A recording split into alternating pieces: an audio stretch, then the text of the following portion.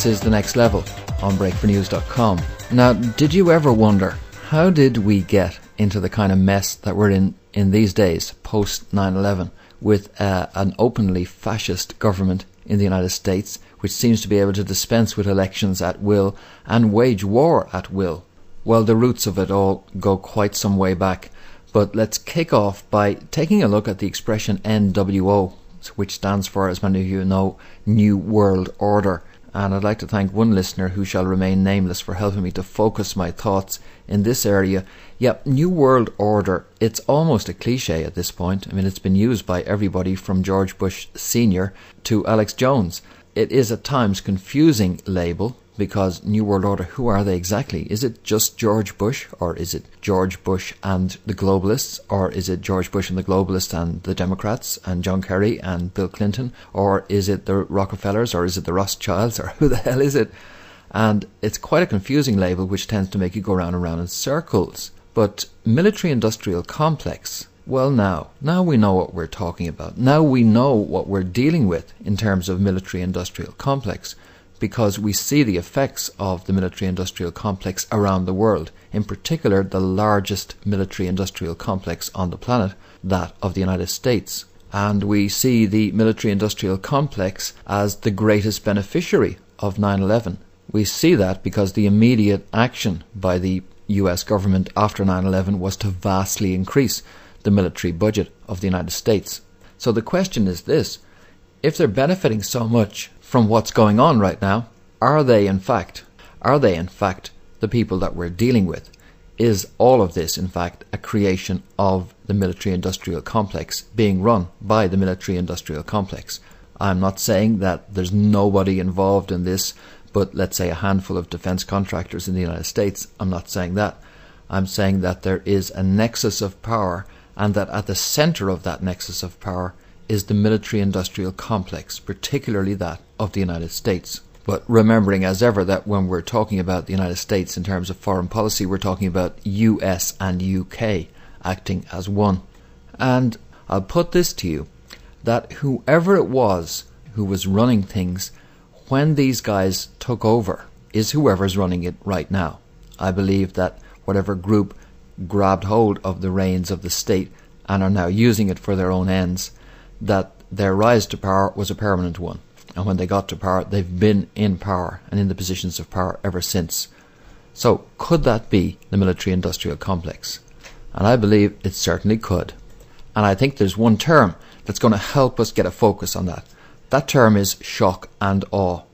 Now, you're aware of shock and awe as a military tactic. It was used with great acclaim by the US media, used in the assault on Baghdad. The idea was to so overwhelm a civilian population as to render resistance impossible.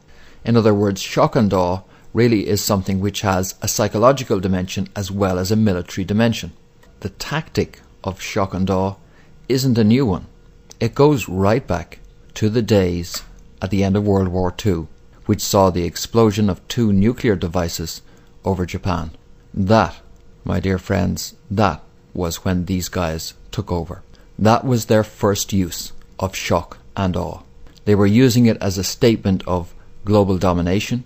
They were using it as an implicit threat to anybody who attempted to oppose them. And they were using it with an absolute disregard for civilian casualties. So what was really going on there then? Well, here's an interesting concept for you. I do not buy that there was a race between Hitler's scientists and US scientists and Russian scientists to see who could get the atomic bomb first. I don't buy that. I think that the atomic bomb was a construction of the military-industrial complex which took over when it exploded those devices and which is still in power today. I believe they created the so-called race to see who would get the bomb because it justified their embracing of the technology. See, we had no choice. I mean, if we didn't do it, the Russians were going to do it. I don't buy that. I don't buy that at all. I think that they came up with it and they laid the groundwork in order to justify the use. So I'm taking the roots of this military-industrial complex back to that time, to that day, and taking a look at geostrategic issues. What was going on then in World War II? What was the actual war all about? Well, one thing you notice is that it devastated Europe and it created the window of opportunity into which the United States stepped, because lacking a competitor on the industrial scene, having devastated Europe, it was now in a position to take over the economic leadership of the world. And if these guys are capable of organising World War II, then you bet they're capable of organising what's going on right now. And that's an awesome concept for those of us who have accepted the handed down history, to realise that, in fact, World War II was an entirely orchestrated event. And all of that, of course, has implications for what's going on today. Because today we see the creation of an EU superstate, pushed forward by who? Well, pushed forward principally by the German Bundesbank, in terms of they being the guys coming up with the money to fund all this and to fund the dramatic extension of the European Economic Trading Unit, which it originally started out as, into this new European superstate encompassing many countries in Eastern Europe. So Germany has played a role in pushing that forward. Germany, of course, with its great numbers of US troops stationed there in bases to defend them against the Russians, if you buy that one. I mean, if you're buying into this at all, if you're accepting this viewpoint at all, you realise that much of these so-called confrontations are completely staged, and that the Berlin Wall fell at the time it did because it was suitable timing for the Berlin Wall to fall. And so that was orchestrated. Because with the Berlin Wall down, then the eastward march of the European Union could begin in earnest, and we could dispense with the holding pattern which had been in place since World War II. And of course we've got to ask ourselves the question then, that German commitment to an EU superstate, what has turned into an EU superstate, was that their own bright idea? Or, as you might well argue, that if it was the United States which ended up conquering Germany, which ended up administering Germany, you see what's going on in Iraq right now, how the occupying power basically has the ability to install whoever it wants to be the new political leadership of a country. Well then, I put it to you that they installed exactly who they wanted to be the political leadership of Germany.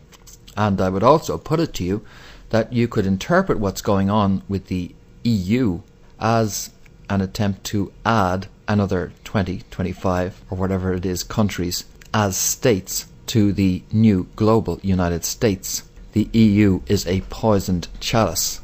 It is presented to the population of the European Union and to the world as, hey, a good counterweight to the power of the United States. But at the end of the day, it is in fact a creation of the United States. And what you're seeing is the subsumation of Europe into a new United States of America and Europe.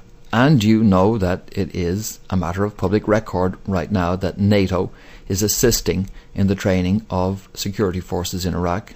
You know that the natural progression for these occupations, takeovers, is that the poor GIs are sent in first to do all the slog work, and after they've taken the casualties and subdued the local elements, then the NATO forces are sent in, and then when they're finished, you probably get UN forces sent in for, as they say, peacekeeping missions.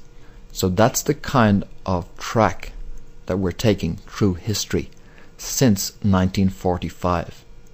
And I'm saying to you that the reason that we're in so much trouble right now is because we've been in trouble since 1945. Since these people first deployed their psychological warfare tactic of shock and awe in the nuclear explosions of Hiroshima and Nagasaki. That, of course, finds its echoes in 9/11, another psychological operation. Psychological manipulation of the populations of the Western world is the hallmark of these people. It's how they work. Because this contrived race for global dominance between the United States and Russia was responsible for the Cold War era, which produced the atomic alerts and the nuclear arms crisis in which Kennedy was involved, which brought the world, as they said, to the brink of destruction. Another psychological operation, as was the whole of the Red Scare stuff and the nuclear drills with kids getting the alarm bells going off and running out to their shelters, and the government circulating booklets advising you what to do in the event of a nuclear attack, etc., etc. You know, that's the one interesting thing about 9/11, is that because of its transparent psychological warfare aspects, that it enables you to look back in history and realize that, hey, this psychological warfare has been going on forever. Like I say, that's how these people do business, using shock and awe tactics. One of the most astounding events was the death of a single individual, but in terms of shock and awe, it produced a huge worldwide shock and awe, was the assassination of JFK. And taking a psychological warfare view of what happened in the JFK case, you could argue that the prime benefit to them was psychological warfare. So what they needed was a charismatic leader they could wipe out. From that point of view, it's worth letting a guy like Kennedy in, let him get the acclaim, let him become the hope, the aspiration, the vision of an entire generation, and then snuff the guy out and watch people reel around in despair. And hey, you're home and dry. You've set back the social political agenda by about 20, 30, 40 years by the assassination of a single individual. So you're doing it for psychological reasons. The same logic, for example, would apply to the assassination of John Lennon, who didn't really represent any kind of a political threat. He'd moved largely beyond politics, but what he did offer, again, in that case, like in the Kennedy case, was a sacrificial victim whose assassination would have a huge psychological impact. These people have got the capacity, using these kinds of techniques, to affect the mass consciousness in astonishing ways, and they're doing it right now, all around us. It's just that this time, you guys tuning in right now, you're aware of it. You can see it. You can see through it. But prior to this, for years, these guys have been getting away with nothing less than mass murder, and they've been using psychological tactics to do so. We'll develop those issues in just a moment. And you're very welcome back. This is The Next Level on breakfornews.com. We're taking a look at the military-industrial complex as a core component of the so-called New World Order. By the 60s, late 60s, there was a reassertion needed, some kind of reassertion of the global power of this empire. It was, after all, in certain difficulties, what with the counterculture backlash against, for example, its big imperial venture abroad in the Vietnam War. And the really fortunate thing was that the funding necessary to stage another spectacular could be extracted from the people once again by using the Russians as the bogeymen. So I'm not buying that it was a race between the Russians and the Americans to develop the nuclear bomb. I think that was a race the Russians were always designed to lose. It was, in fact, an artificial race, a constructed race, in order to persuade the American population to part with the dollars and hand it over to who other than the military-industrial complex. So a process that began in the increase in military spending associated with World War II was never to stop, because it morphed on from the Germans being the enemy to the Russians being the enemy. And then what happened? Well, the Russians headed for space, didn't they? At least that was the line which was being sold to the population of the United States. They were led to believe that the Russians had stolen a march on the United States, and only a vast increase in the military-industrial complex budget of the United States could restore the United States to its role of preeminence. There was a race, announced by, ironically, JFK, to get to the moon first. And I'm saying that that was a contrived race, and it was used as a contrivance to extract the necessary money out of the American population to support such a race. And so we came to that fateful day when we are told somebody set foot on the moon. The most spectacular psychological impact in terms of the assertion of global power since Hiroshima and Nagasaki.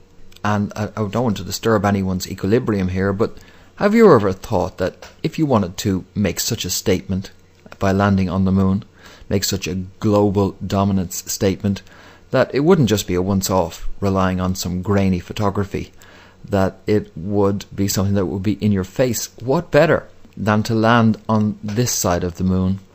What better than to land where everybody's going to see it in perpetuity, where every guy or girl with a 2-bit telescope is going to be able to point it up towards the moon and see this nice big US flag, and then in perpetuity people would gaze up at the moon and see there the symbol of global dominance of the supreme world power which had landed on that moon. Which raises an interesting question. Why would they land on the back of the moon? And something else I'd like you to think about as well is, let's say you were a military commander and you were charged with responsibility for making sure that we pull this off, that we at least appear to have landed somebody on the moon. Even if you could do it, would you? Would you send those astronauts down there onto the surface of the moon and take the risk that they weren't going to be able to take off? Would you take the risk that a piece of tin can is going to come back from the moon and leave 2 guys behind? Would you take that risk? Or would you fake it and then have the 3 guys come back as heroes? Would you take that risk? Think about it. If you could fake it, would you take the risk of going for the real thing? In any event, whatever you believe took place or didn't take place on the moon, the effect once again was astonishing. It was another assertion of global power by this military-industrial complex. And so we have this chain of purely psychological effects tracking from 1945 with the nuclear explosions through the assassination of Kennedy and the moon landing, and on into the 1980s with the assassination of John Lennon.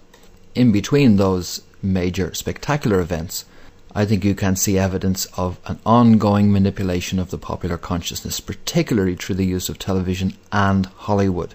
Hollywood has been used. It's clear to anybody who looks at what's happened over the last 20 years or so that Hollywood has been used to create a warrior class in the United States.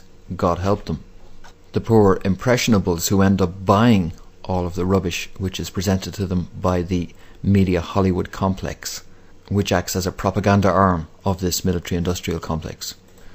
But something we notice post the assassination of John Lennon is we see a change in emphasis. No great single spectacular military adventure takes place in that period.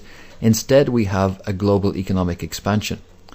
So it seems that what this military-industrial complex did is continue to build up its military might in the interim, but put on the velvet glove for a while, and at the same time as still ruthlessly supporting the most fascist dictatorial regimes you could find on the planet, also extended its economic reach, used this as primarily an engine for economic growth, extending the range and scope of the empire economically through the dollar. And that's something that's quite easy to do, because if you're controlling the levers of the central banks, then you're controlling whether the good times roll or whether austerity is the measure. And so the good times rolled, and the spigots were opened up fully on the central bank coffers, and the printing presses rolled, and we saw the European Union begin to grow. We saw the Russians disengaged as the ultimate enemy, and we were told that a peace dividend was about to befall the earth, that with the ancient battle between the Russians and the Americans over, that peace would now be the order of the day. And this process, all of this process, culminated in the arrival of one of the most slick operators ever to appear on the political scene, none other than Bill Clinton. Yeah, the same guy who's going around now doing all that disaster relief with George Bush Sr. And yet, despite Slick Willie's appearance on the political scene, and despite the focus on economic issues and who wants to be a millionaire, well, practically everybody does, we saw at the same time, we can now see in retrospect, the groundwork being carefully laid for the remilitarization, following the so-called peace dividend, for the creation of the new enemy, as the groundwork was carefully placed in order to create this new enemy, new Islamic enemy. And we also saw the slow wind-up of psychological warfare begin again. We saw it in events such as Waco and in the Oklahoma bombing, both of these taking place in a Clinton Democrat presidency. And we saw the usual political theatre. The Nixon era had its Watergate, and Bill Clinton's era had Monica-gate, and even as we speak you can see Plame-gate rolling along, and of course all of those were constructed events, just media circuses designed to use up news space, occupy people's attention and divert from the real issues. Soap opera at a national political level, and in the case of, let's say, the Monica-gate and perhaps even the Plame-gate in due course, having a global impact as people get sucked into the bullshit that is the theatre of American politics. And so we rolled through Monica Gate and the O.J. Simpson trial, etc., and all of that diversionary stuff, and we inched our way inexorably towards 2001 and 9/11, and the rest is history. Another psychological operation, and we're living with the effects of it today, but nothing new, not if we're taking this context of the use of psyops by these people all the way back. It's just another psyop. And yes, there have been others, minor ones, since then. For example, the Bali bombing and the London bombings, famous, which took place earlier this year. But those events, in terms of global psychological impact, but those events were relatively modest in terms of their psychological ambitions and impact. If we look back at 2005, the two natural events which had the most impact were, of course, the tsunami right at the beginning of the year and Hurricane Katrina. In the case of the tsunami, it was a very fortunate, from a certain point of view, occurrence. It's worth noting that the tsunami, as a side effect, virtually wiped out a local resistance group which was fighting the Indonesian government for their rights to natural gas fields in the area. But of course the tsunami put an end to all that, just as, an ocean away, Hurricane Katrina put an end to the anti-war movement briefly let out of the box by the US media. We've got clear evidence, particularly in relation to the political use of Hurricane Katrina, to be, if you like, the second shock and awe event that would strike the USA following 9/11, and would, if you like, act as a demarcation point, so that you're supposed to forget everything that happened before Katrina, if you follow me, using a second shock, in this case that of a hurricane, in order to lay down a psychological marker. You can't make quite as clear a case in relation to the tsunami. Obviously, the reasoning behind all of this is that if this group, and we know they were in possession of nuclear power and had developed that technology, have developed it and have deployed that technology, you've got to ask yourself if they have indeed also decoded the technology of Nikola Tesla and are now in possession of space-based scalar weaponry. While you're thinking about that one and trying to make your mind up if indeed it was a scalar attack which produced the tsunami, you might like to consider that image that I'm sure many of you have seen by now, that of Bill Clinton and George Bush Sr., the representatives of the velvet glove and iron fist of the military-industrial complex, parading on the world stage together, supposedly political rivals in the United States, coming from different political traditions, but perhaps in a very subtle way, announcing to you that post 9/11 we are now also post-democratic. Well, that's been a very quick trawl through the backstory, the history of the military-industrial complex. And I must say, I find it a lot easier to do analysis in the context of a military-industrial complex analysis instead of a New World Order one. We're now in a process which is ongoing for at least the last 55, going on 60 years. No wonder we're in such trouble. I value your feedback also, and I'd be interested to get that from you to Fintan, Fintan, at breakfornews.com. And I do read all emails, and as I'm sure you and hope you understand, I don't have the time to respond to all emails because of the pressures of time of getting out shows and somehow managing to make a living. But I do read all of your emails and I do welcome them, and thank you very much for regular correspondents who tip us off on all sorts of things and give us feedback. Now, if that didn't challenge your existing views enough, we've got some guests coming on in the very near future who are going to challenge them some more, and then some. And I hope you can join me for that. But in the meantime, for Break for News, this has been Fintan Dunn reporting. Yep, New World Order, it's almost a cliche at this point. I mean, it's been used by everybody from George Bush Sr. to Alex Jones. It is at times confusing label, because New World Order, who are they exactly? Is it just George Bush, or is it George Bush and the globalists, or is it George Bush and the globalists and the Democrats and John Kerry and Bill Clinton, or is it the Rockefellers, or is it the Rothschilds, or who the hell is it? And it's quite a confusing label which tends to make you go round and round in circles. But military-industrial complex, well now we know what we're talking about. This is The Next Level on breakfornews.com. Now, did you ever wonder, how did we get into the kind of mess that we're in these days, post 9/11, with an openly fascist government in the United States, which seems to be able to dispense with elections at will and wage war at will? Well, the roots of it all go quite some way back, but let's kick off by taking a look at the expression NWO, which stands for, as many of you know, New World Order. And I'd like to thank one listener who shall remain nameless for helping me to focus my thoughts in this area, US and UK, acting as one. And I'll put this to you, that whoever it was who was running things when these guys took over is whoever's running it right now. I believe that whatever group grabbed hold of the reins of the state and are now using it for their own ends, that their rise to power was a permanent one. And when they got to power, they've been in power and in the positions of power ever since. So could that be the military-industrial complex? And I believe it certainly could. And I think there's one term that's are they in fact the people that we're dealing with? Is all of this in fact a creation of the military-industrial complex, being run by the military-industrial complex? I'm not saying that there's nobody involved in this, but let's say a handful of defense contractors in the United States. I'm not saying that.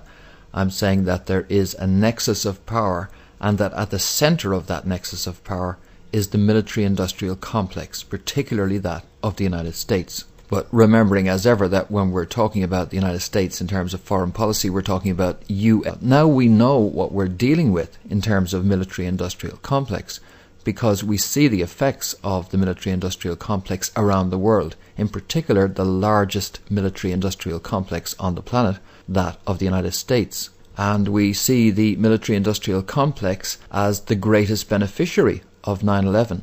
We see that because the immediate action by the US government after 9/11 was to vastly increase the military budget of the United States. So the question is this: if they're benefiting so much from what's going on right now,